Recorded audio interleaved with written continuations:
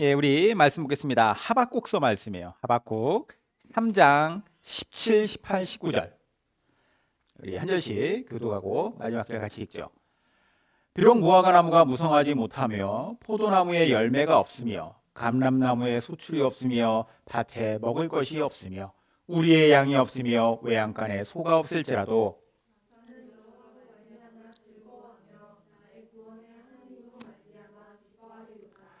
주 여호와는 나의 힘이시라. 나의 발을 사슴과 같게 하사 나를 나의 높은 곳으로 다니게 하시리로다.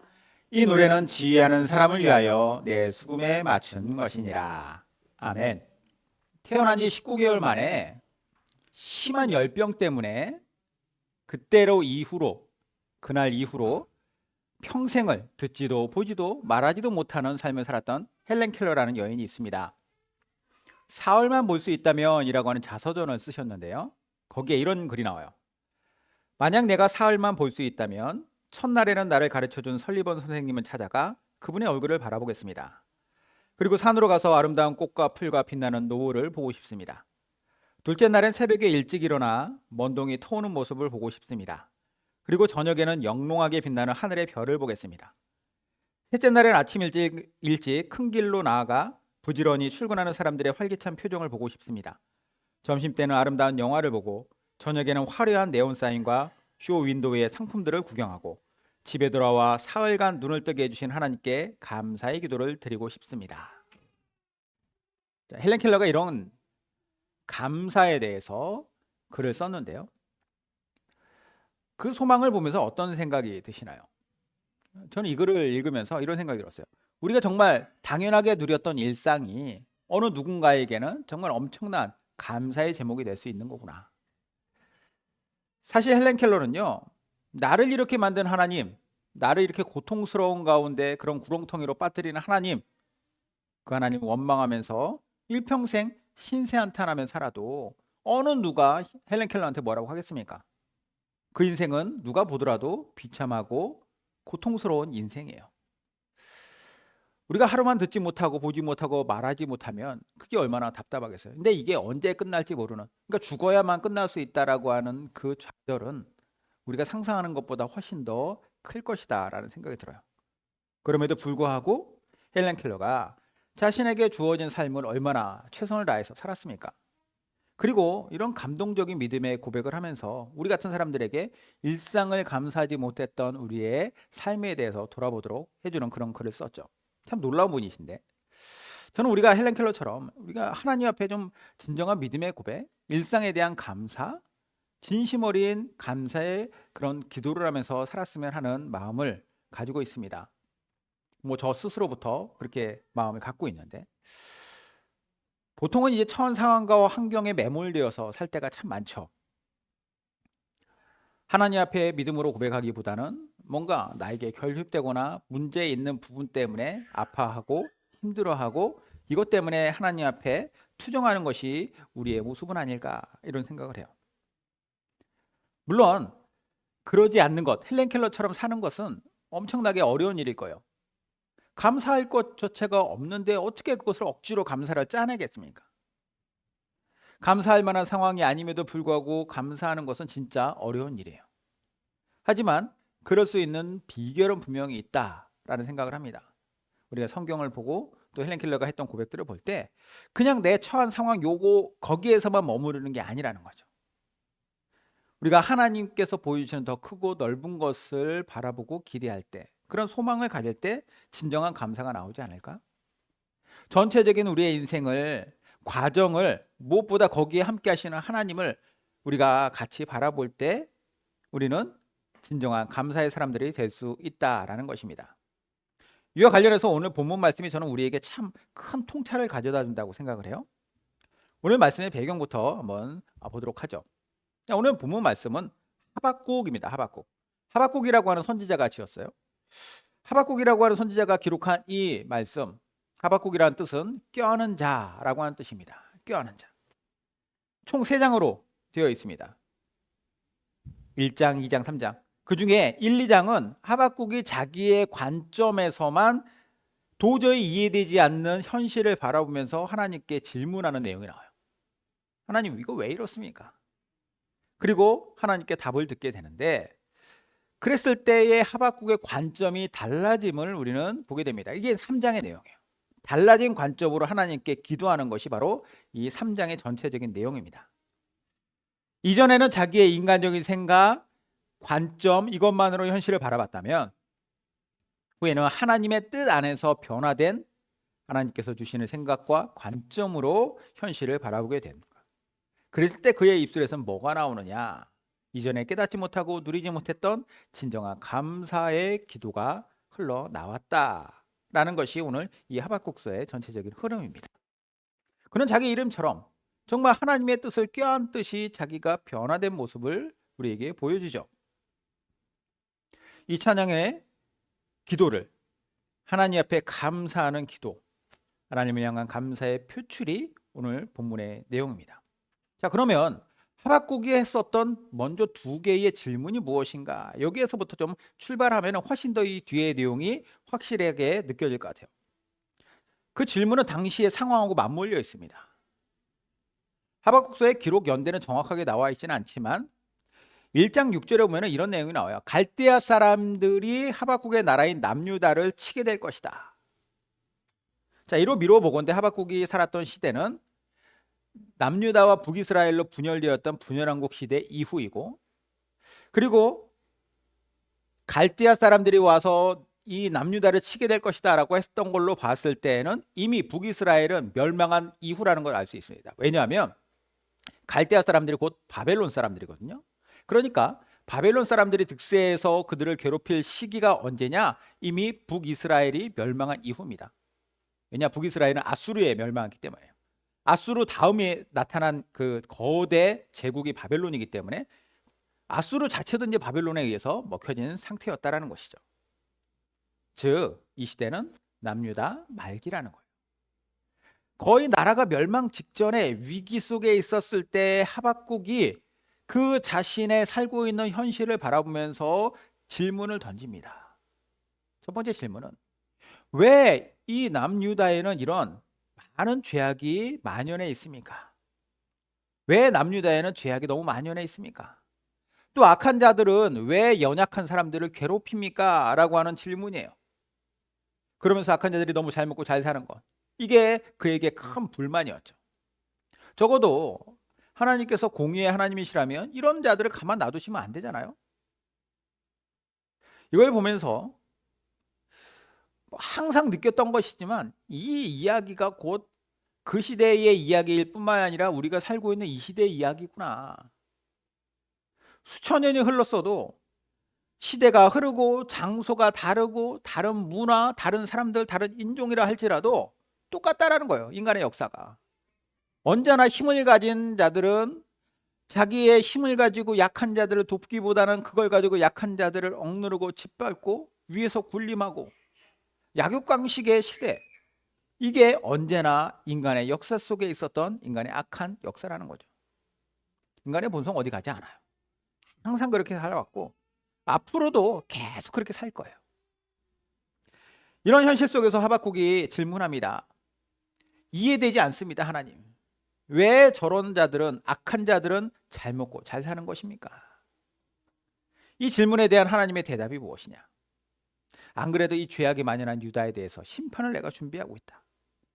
그 심판의 방법까지 알려주세요. 바벨론이라고 한 나라, 갈대아 사람들을 통해서 이 유다를 멸망시킬 것이다. 이 말씀대로 남유다는 BC 586년도에 멸망하죠. 바벨론에 의해서. 자, 하박국이 원하는 대답은 일단 아니었던 것 같아요. 그죠? 그러나 어쨌든 하나님의 심판은 작정하셨던 것이고, 이 대답을 듣고 나니까 하박국 입장에서 또 이해되지 않는 질문이 또 생겼습니다. 그 질문은 무엇이냐? 왜 바벨론입니까? 징계하심은 이해하더라도 그 징계의 도구가 이해가 안 된다는 거예요. 당시 바벨론은 신흥 제국으로서 수많은 정복 전쟁을 하면서 엄청나게 잔인하고 악한 일들을 많이 저질렀습니다. 그러면 왜 그들에 의해서 우리가 멸망당해야 됩니까? 라는 거예요. 굳이 더 악한 자들을 들어서 우리를 멸망시키실 이유가 있습니까? 이에 대해 하나님께서 또 뭐라고 대답하시느냐? 걱정 마라. 걔들도 가만 안 둘 거야. 결국 바벨론도 얼마 가지 못하고 페르시아에 의해서 무너지게 되죠. 그리고 고레스와 같은 페르시아의 왕들을 통해서 남은 유다는 다시 재건되게 됩니다. 이러한 질문과 대답이 오가면서 하박국에게는 하나님께서 보여주시는 하나님의 관점들이 생겨나요. 그저 눈앞에 있는 더럽고 악한 이 현실만 바라보면서 탄식하던 관점이 하나님께서 보여주시는 새로운 관점으로 변화되게 되는데, 이제 그는 하나님의 관점으로 일어서서 처한 현실을 바라보고, 그리고 세상을 넓고 크게 바라봅니다. 현실을 온전하게 직시할 수 있는 눈이 생겼다라는 거예요. 그래서 오늘 이 3장의 내용으로 와서 하나님 앞에 감사의 기도를 올려드리는데, 자, 이 내용을 보면은 딱 하나님을 향한 감사의 기도고, 그리고 오늘 본문은 특히나 이 감사 기도의 클라이막스라고 할 수가 있는데, 자신의 관점에서 하나님의 관점으로 변화된 하박국이 불렀던, 고백했던 그 감사의 기도, 여기에서 우리는 어려운 현실 속에서도 우리는 어떻게 하나님께 감사할 수 있는가라고 하는 이유를 두 가지로 발견할 수 있습니다. 첫 번째 이유는 무엇이냐? 현실과 하나님을 같이 바라볼 때 감사한다라는 것이죠. 비록 무화과나무가 무성하지 못하며 포도나무에 열매가 없으며 감람나무에 소출이 없으며 밭에 먹을 것이 없으며 우리의 양이 없으며 외양간에 소가 없을지라도 나는 여호와로 말미암아 즐거워하며 나의 구원의 하나님으로 말미암아 기뻐하리로다. 자, 여기에 여러 내용들이 쭉 나오죠. 무화과나무, 포도나무, 감람나무에 열매가 없어요. 외양간에 양이 없고, 소가 없고, 그리고 우리 안에 양이 없답니다. 기대했던 소득이 없다라는 거예요. 쉽게 말해서 거의 망할 지경이라는 거죠.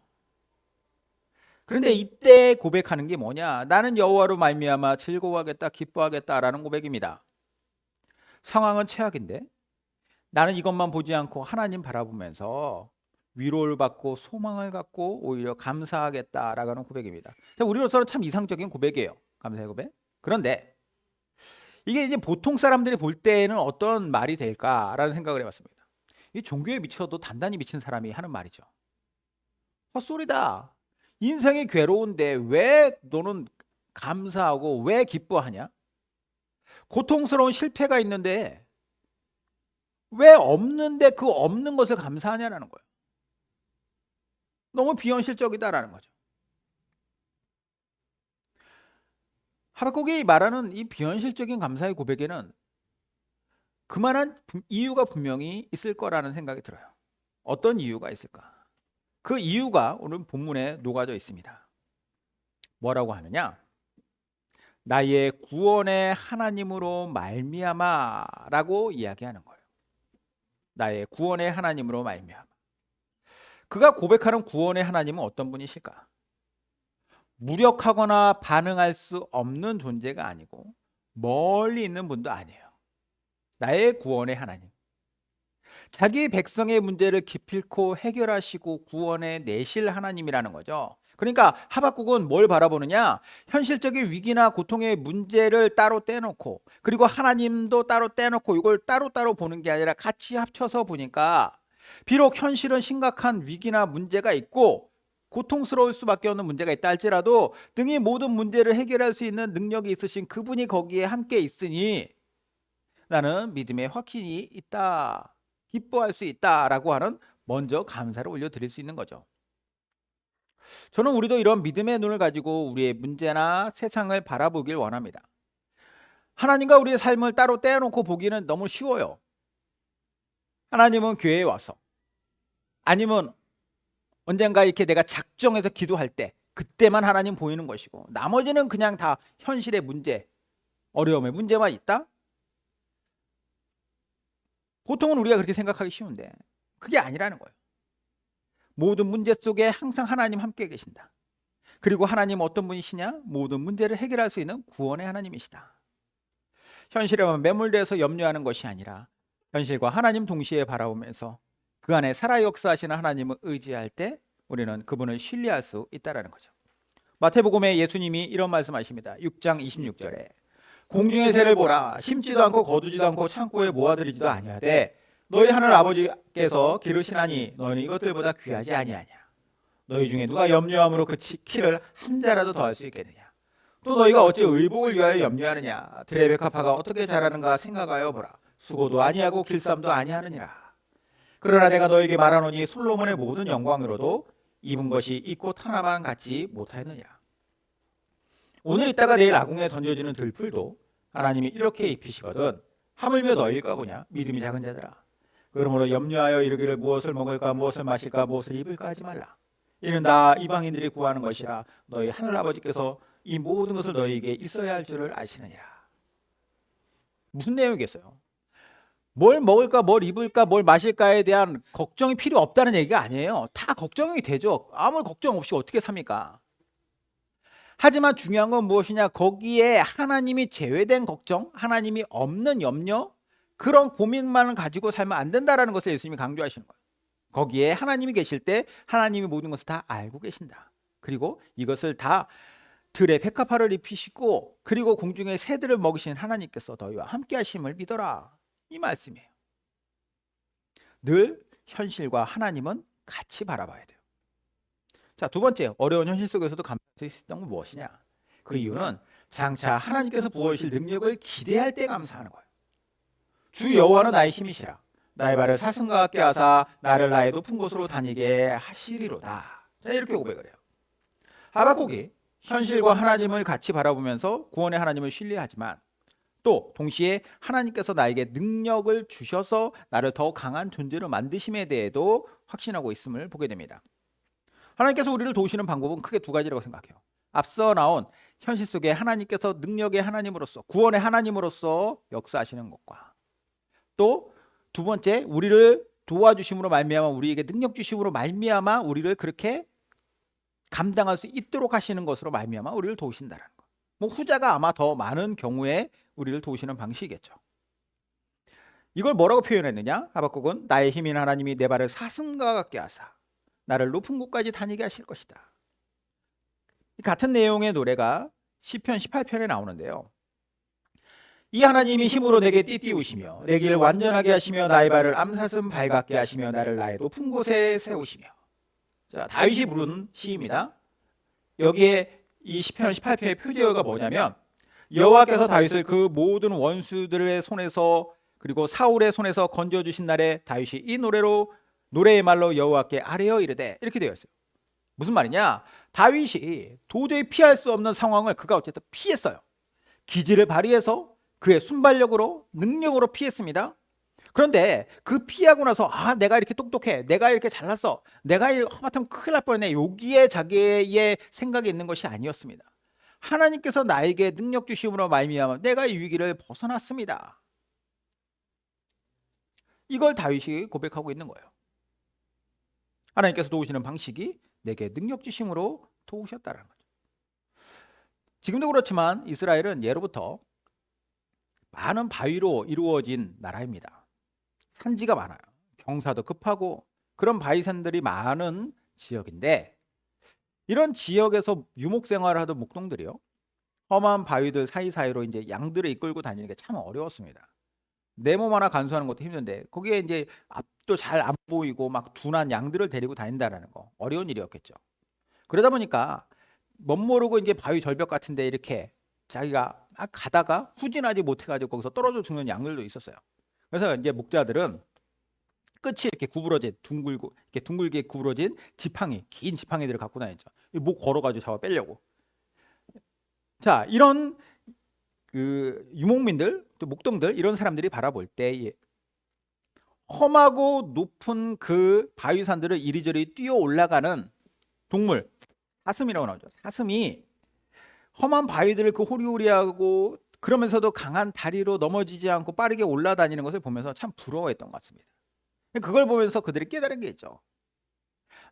높고 좁은 공간도 그냥 일반적으로 생각했을 때는 저게 답이 있나라고 생각되는 것조차도 거기에서 답을 찾고 거기에서 올라가는 것을 보면서 그 탁월한 능력을 그들이 부러워했다라는 거예요. 이 능력은 맹수가 가진 능력하고는 전혀 다른 개념입니다. 차원이 달라요.